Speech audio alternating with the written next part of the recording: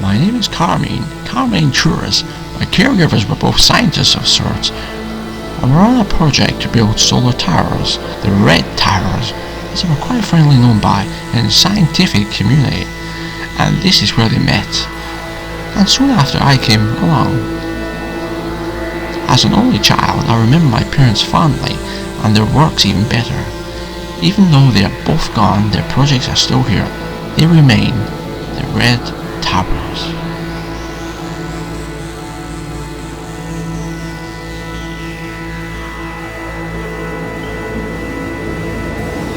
I grew up in the city, where life was difficult, and while I was protected by my family, it was a difficult life. I was just another apartment, living life the best I could. That could be lived not so far from the financial district, downtown. Now, why was it? I love the beauty of the sky, for its ability to provide life, and yet, unless it's harnessed properly, a lot of its brilliance is lost. Free is a good price for sunlight, and although it costs money to design and build such devices to catch those rays, they offer great returns overall.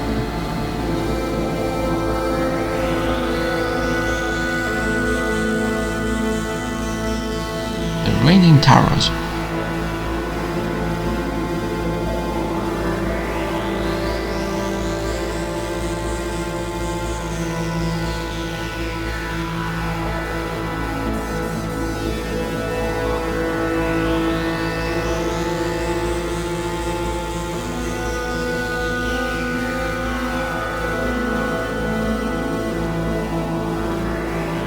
Another Brian Fredmore McGregor production, 2021.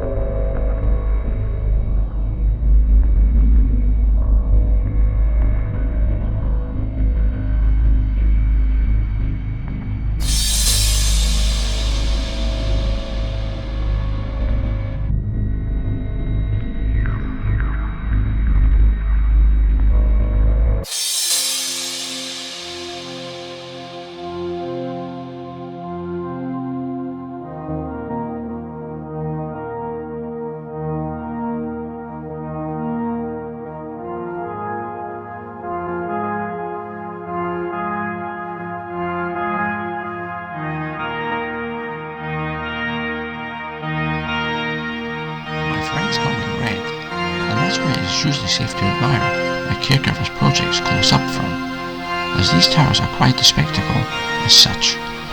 People have remarked them as being feats of engineering, and yet others have said they are most beautiful, yet now they are not so popular, as their design seems flawed somewhat.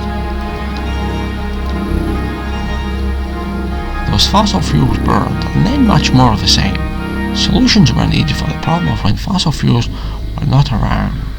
They were hailed as lifesavers, and yet each day those solar towers produced less power.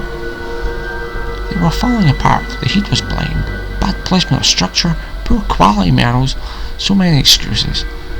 Each day, every day, it was wet. They lost a little more power. The brilliance was being lost, washed away as such, literally, and nobody knew why. To compensate, more fossil fuels were needed to encompass the loss of power. The situation only ever worsened, and nobody still knew why, and it rained even more.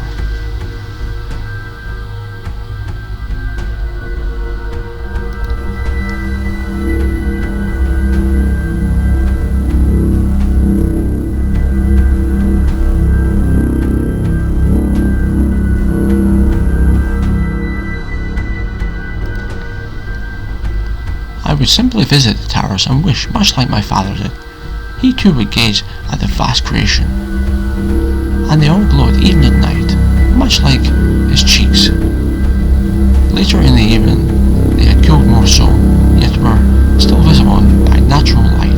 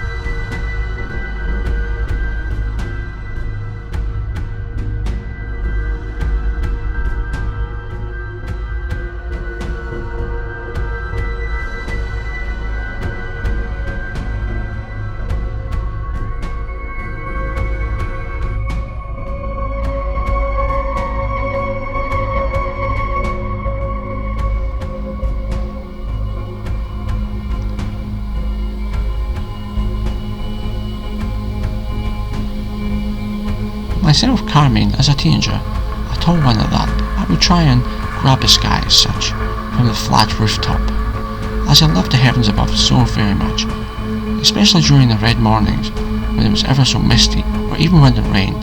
It made no difference. Its beauty lay in its own tragedy, which I weathered happily.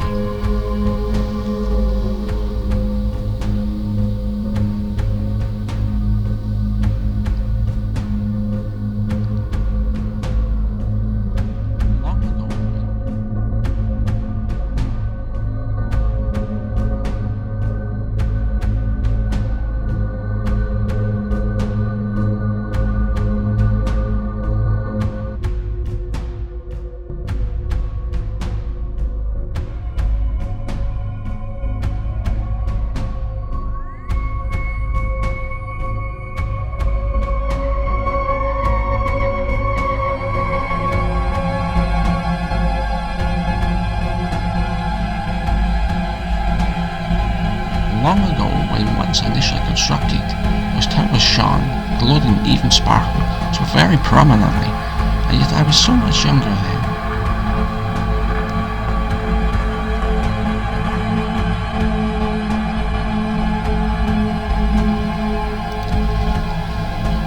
The towers were the brainchild of my own father, my late father, and whilst he was insightful, he made one unfortunate mistake, unintentional as it was, an error nonetheless. I, his son, the Red One, knew, and so did they. I tried many times to speak out, and yet I was disregarded.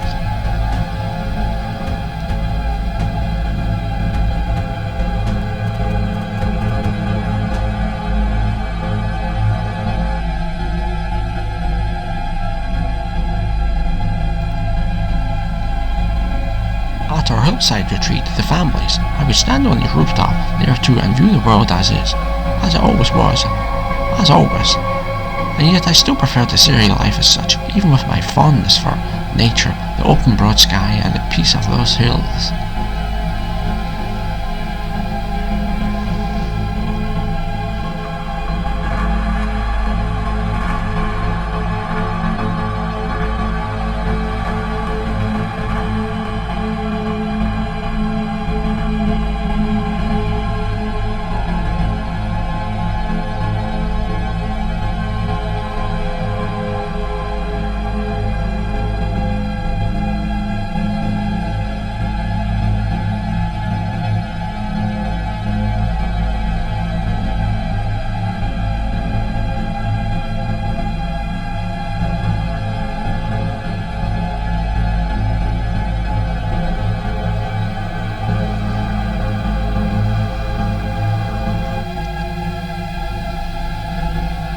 Nobody really understood my passion for the skies.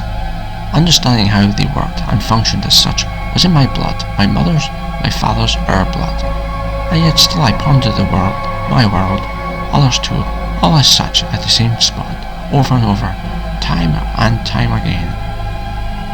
So early in the morning normally, I would watch the stars twinkle away and find beauty, yet fault within every one. I'm not saying I'm perfect, the universe is not either, as is, and yet there's mystery in it, much like myself somewhat.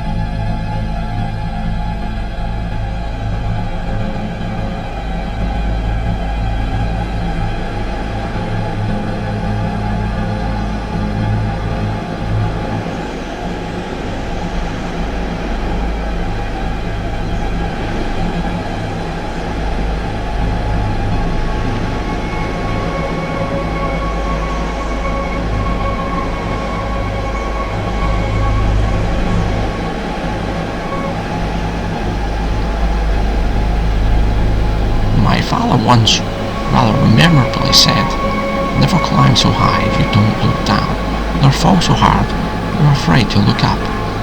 To continue, my son. To venture, my son. Even if it's only one step in the right direction, it's still one someone else can follow. It's not always about leaving an impression, rather it's about making one. Directly leading doesn't always mean so, where managing others means you lead indirectly. Find firm footing before you step, son."